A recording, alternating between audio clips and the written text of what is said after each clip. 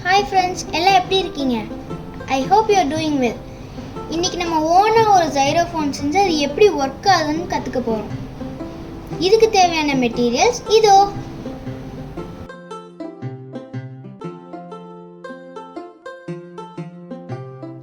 ஆக்டிவிட்டிக்குள்ளே போகலாமா? இந்த மாதிரி ஒவ்வொரு கிளாஸ்லையுமே வாட்டர் லெவல் டிஃப்ரெண்ட்டாக ஃபில் பண்ணிக்கணும்.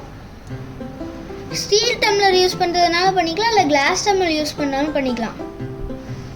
கலர்ஸ் யூஸ் பண்ணுறது அது உங்கள் இஷ்டம் தான். நான் கொஞ்சம் வாட்டர் லெவல் டிஃப்ரென்ஷியேட் பண்ணுறதுக்காக நான் உங்களுக்கு கலர்ஸ் ஆட் பண்ணியிருக்கேன்.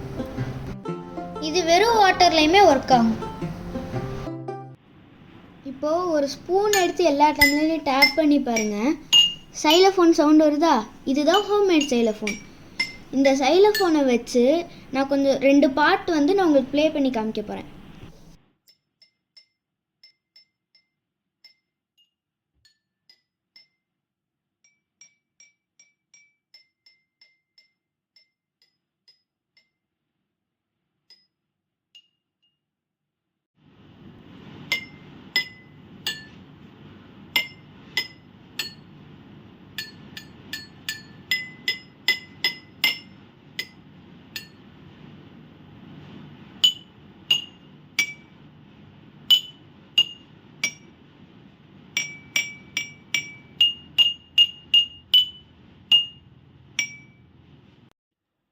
எதுக்காக இந்த எல்லா டம்ளர்ஸ்லேருந்து டிஃப்ரெண்ட்டான சவுண்ட் வந்துச்சுன்னு உங்களுக்கு தெரியுமா?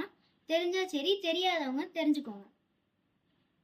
இப்போது இந்த டம்ளர்லேருந்து வாட்டர் ஹையாக இருக்குது, ஏர் மாலிகுல்ஸ் ரொம்ப லோவாக இருக்குது, அதனால வைப்ரேஷனும் லோவாக இருக்கும்.